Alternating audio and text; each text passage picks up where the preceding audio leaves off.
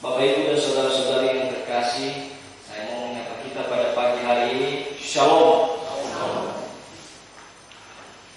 Pada hari ini kita belajar ataupun merenungkan firman Tuhan yang tertulis di dalam Injil Yohanes yang berlatar belakang cerita tentang bagaimana Yesus menyampaikan segala sesuatunya kepada para muridnya, memperlengkapi mereka bahwa akan ada hal-hal yang akan membuat mereka sebenarnya disesak, menderita ke depannya sebelum ia ditangkap. Tetapi pada minggu kali ini bertepatan dengan peringatan turunnya Roh Kudus ataupun hari Pentakosta, 50 hari setelah kebangkitan Yesus Kristus atau 10 hari setelah kenaikannya ke surga, kita diajak untuk merenungkan firman Tuhan dengan sebuah tema yang mengatakan roh penghibur dan kebenaran. Tentu saja Bapak Ibu dan saudara-saudara yang terkasih, kita selaku orang percaya pada saat ini sudah siap menyatakan ya dan amin dalam setiap firman Tuhan yang akan kita dengar dan akan kita laksanakan dalam kehidupan kita. Amin Bapak Ibu. Berbicara tentang roh penghibur dan kebenaran, ini adalah Roh Kudus yang dimanifestasikan di dalam penghiburan dan kebenaran. Jangan kita menganggap nanti bahwa ada dua roh. Ada roh yang penghibur, ada juga roh yang satu, roh kebenaran. Tetapi ini dia adalah satu hakikat dan bermacam-macam sifat. Layaknya Tritunggal, satu hakikat Tuhan dengan tiga pribadi, yaitu Allah Bapa, Yesus Kristus, dan Roh Kudus. Berbicara tentang Roh Kudus, di dalam Alkitab ada dua perlambang yang sering dilambangkan atau disimbolkan dengan Roh Kudus ini. Satu ketika Tuhan Yesus dibaptis oleh Yohanes, itu nanti tampak alam terbuka, langit terbuka, dan turun ke atas Yesus seekor burung merpati. Kemudian disimbolkan lagi pada saat penerimaan Roh Kudus pada perayaan hari Pentakosta di Yerusalem oleh para murid Yesus, di mana lidah-lidah api ataupun nyalanya bernyala api turun menghinggapi mereka satu persatu. Nah, makanya kadang-kala kita mengatakan ataupun seringkali orang Kristen menggambarkan ataupun mempersepsikan bahwa Roh Kudus itu dilambangkan dengan burung merpati dan lidah-lidah api. Tetapi saya mau pastikan, saya mau katakan kepada kita bahwa itu hanya sebatas perlambang yang jangan kita harapkan, jangan kita maknai secara harfiah. Apabila kita maknai secara harfiah, dimanapun kita melihat burung merpati, maka kita menganggap itu Roh Kudus. Dimanapun kita melihat lidah api, efek daripada kebakaran akibat kompor gas di rumah, lalu tiba-tiba kita telepon damkar, ada Roh Kudus di rumah, menyala-nyala. Lalu nanti damkarnya bilang begini, ngapain saya mesti ke rumah? Kan Roh Kudus yang ada di rumah. Artinya jangan kita salah mempersepsikan bahwa Roh Kudus itu adalah lambangnya hanya seperti itu. Tapi apa yang mau diajarkan kepada kita pada saat ini adalah bagaimana kita selaku orang percaya memaknai, merasakan bagaimana kehadiran Roh Kudus yang telah diutus oleh Yesus tersebut bagi setiap orang yang percaya kepadanya. Ada 3 poin penting yang perlu kita maknai dalam tema ini. Roh Kudus yang diutus Yesus untuk menyertai dan menguatkan para muridnya itu dapat kita lihat dalam 3 bentuk yang harus kita maknai dalam setiap kehidupan kita. Yang pertama, roh penghibur dan kebenaran yang sifatnya sebagai penolong bagi setiap orang percaya. Berbicara tentang arti kata penghibur dalam bahasa aslinya yaitu parakletos. Kata ini sering dirujuk kalau kita baca di firman Tuhan yang pertama dari 1 Yohanes, ketika Yesus dibicarakan sebagai pengantara kita kepada Allah Bapa, maka kata yang dipakai di situ adalah parakletos. Artinya Dia yang mengantarai kita, yang menghantarkan kita, yang menjembatani kita dengan Allah Bapa dan dengan Yesus Kristus setelah kenaikannya ke surga. Berbicara tentang pengantara, maka ada banyak pengertian daripada parakletos ini dalam bahasa Indonesia. Dia dikatakan sebagai penghibur, iya. Dia dikatakan sebagai penolong, iya. Dia dikatakan sebagai penasehat,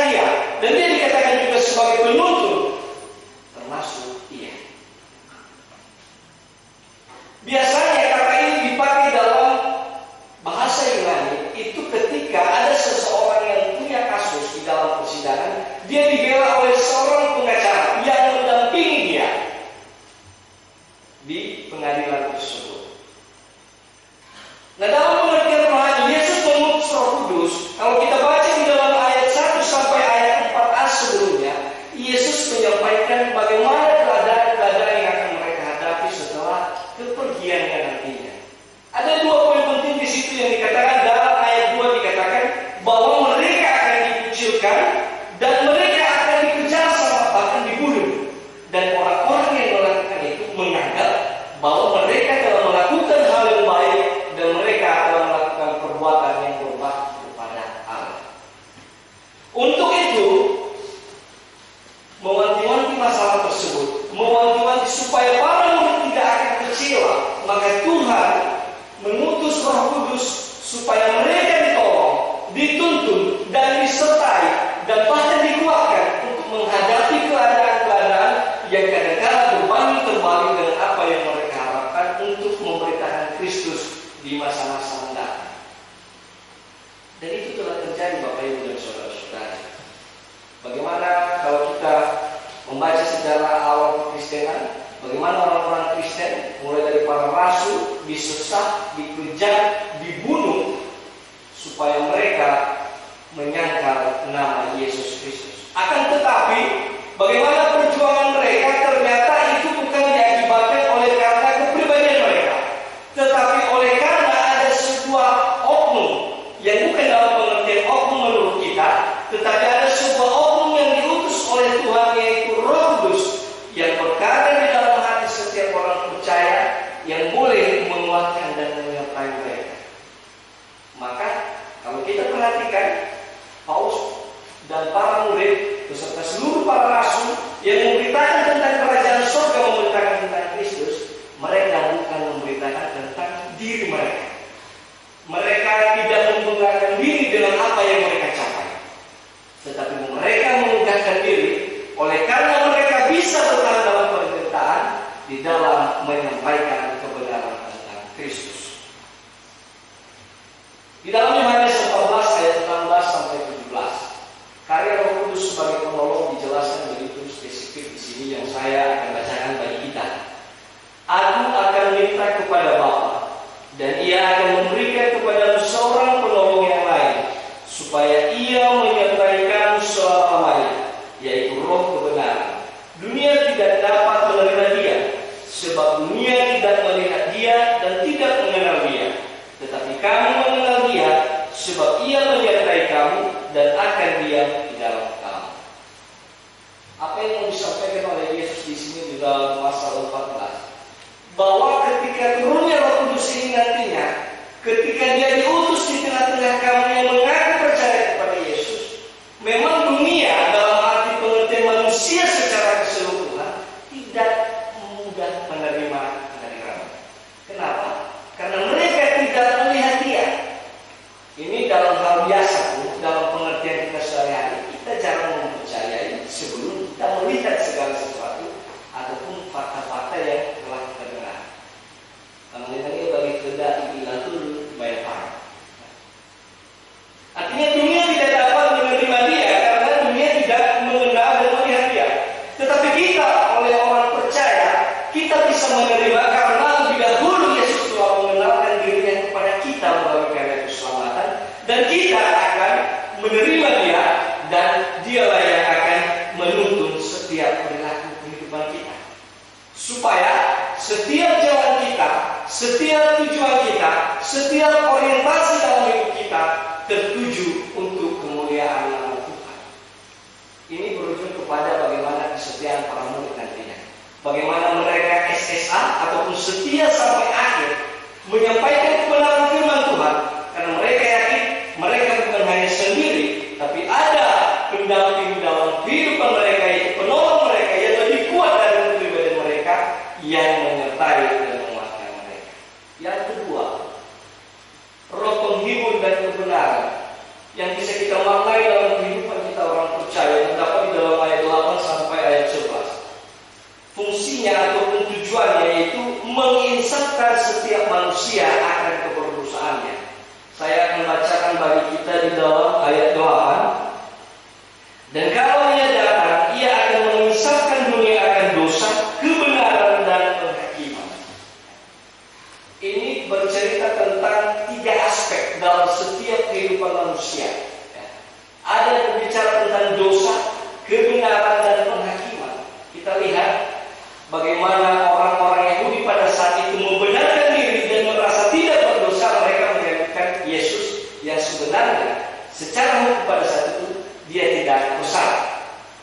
Dan mereka melakukan itu dan menyatakan itu sebagai sebuah kebenaran mereka.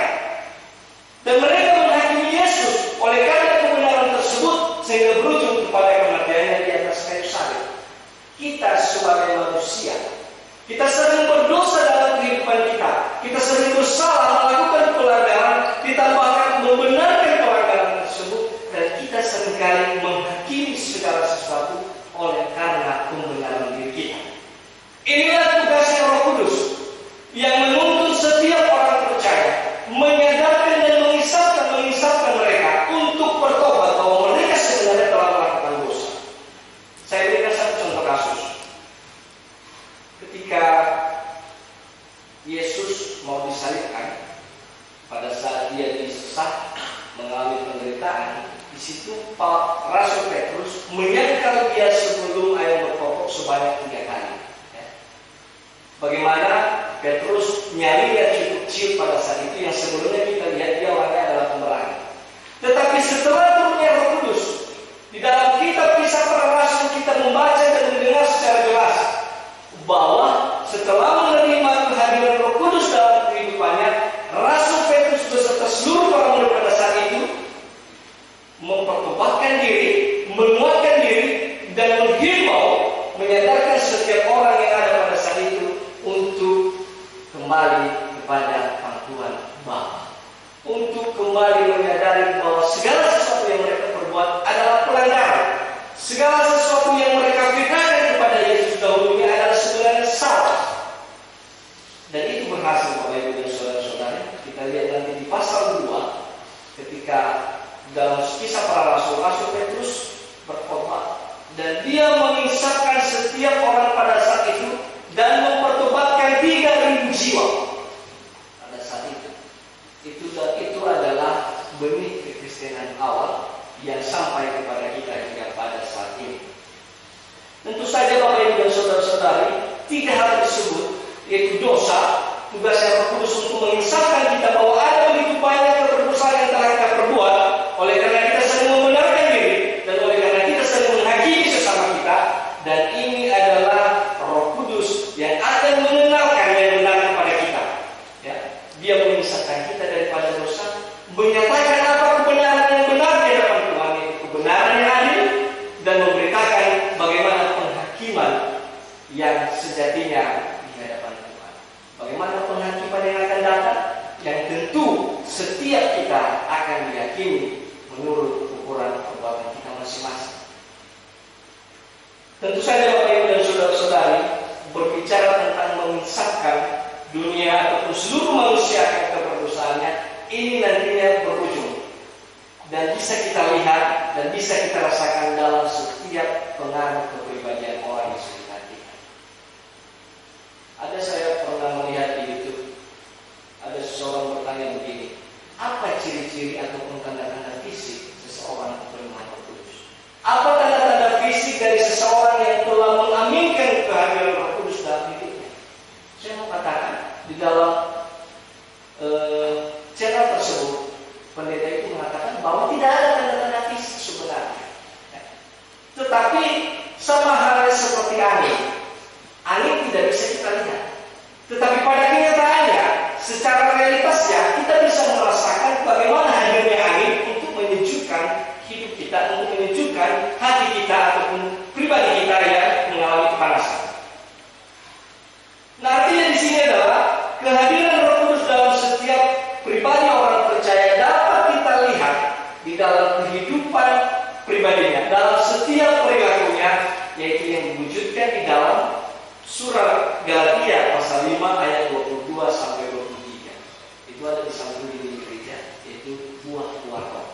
Orang yang telah mengisahkan diri, menyadarkan diri bahwa ada begitu banyak ketidakbenaran dalam hidupnya, dia akan bertobat 360 derajat dan mengambil langkah yang baik dan berbuah di dalam kehidupannya. Dia memiliki sifat mengasihi sesama. Ada begitu banyak sukacita yang dialihkannya dalam kehidupannya. Dia menghadirkan damai sejahtera di tengah-tengah sesamanya. Dia memiliki kesabaran menghadapi sifat-sifat sesamanya. Dan dia memiliki kemurahan dan kebaikan untuk menolong sesamanya. Dan terakhir, dia setia berada di jalan Tuhan. Sudahkah kita berbuah di dalam roh, ataukah perayaan kita, peringatan kita terhadap turunnya Roh Kudus sebatas peringatan secara seremonial semata? Mari kita merenungkan di dalam setiap hidup kita. Yang terakhir, berbicara tentang bagaimana memaknai roh penghibur dan kebenaran dalam kehidupan kita. Makna yang ketiga yaitu dia memimpin manusia ke dalam kebenaran. Di sini ada dua kebenaran. Di dalam ayat 8 sampai ayat 11 tadi ada berbicara tentang kebenaran dalam bahasa Yunani, artinya dikausume, yang artinya kebenaran yang sifatnya ada tapi dalam pengertian manusia. Tapi di dalam ini, di ayat 12 sampai 15, tepatnya di ayat 13, roh kebenaran itu artinya aletheia. Artinya kebenaran yang sehakiki, kebenaran yang paling hakiki, kebenaran prinsipal, yang itu ada hanya di dalam diri Yesus ketika dia mengatakan, "Akulah jalan dan kebenaran dan hidup." Setiap orang bisa mengajarkan kebenaran, tetapi Yesus, dia meneladani kebenaran, mengajarkan kebenaran, dan menghidupi kebenaran itu dalam setiap kehidupan. Ada begitu banyak dari antara kita dalam setiap profesi menceritakan tentang kebenaran. Ada kebenaran tentang undang-undang, ada kebenaran tentang adat, ada kebenaran tentang firman Tuhan. Setiap kita bisa berbicara tentang kebenaran dalam setiap profesi kita, dalam setiap pendidikan kita. Tapi ada begitu banyak orang yang tidak bisa mengaminkan kebenaran tersebut di dalam kehidupannya. Ada begitu banyak orang yang tidak bisa mencerminkan kebenaran tersebut di dalam perilakunya. Sama halnya seperti seorang pendeta, dia mengajarkan tentang kebaikan dan kemurahan, tetapi berbicara tentang menolong sesamanya, dia abai, dia mengabaikan.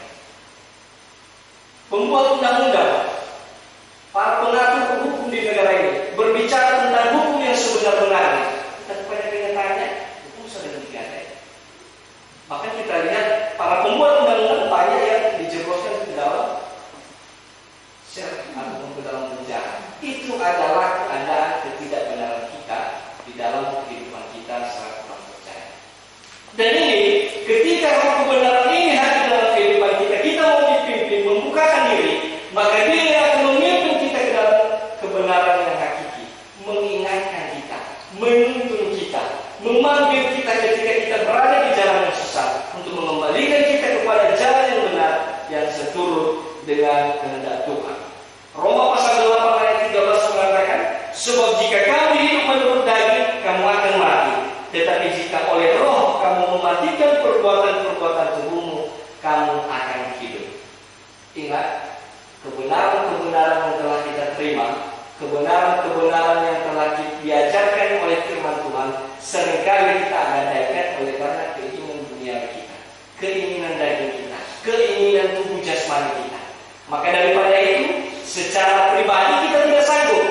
Tetapi ketika kita mau dipimpin oleh kebenaran, roh kebenaran tersebut di dalam perayaan pada saat ini, maka dia yang akan mendampingi kita, menguatkan kita untuk dapat mematikan perbuatan-perbuatan tubuh tersebut. Sehingga pada akhirnya kita layak dikatakan sebagai anak-anak Tuhan. Tuhan Yesus memberkati ayat hafalan. Yohanes pasal 16 ayat 13. Mari kita bersama-sama membacakannya. 3, 2, ya. Tetapi apa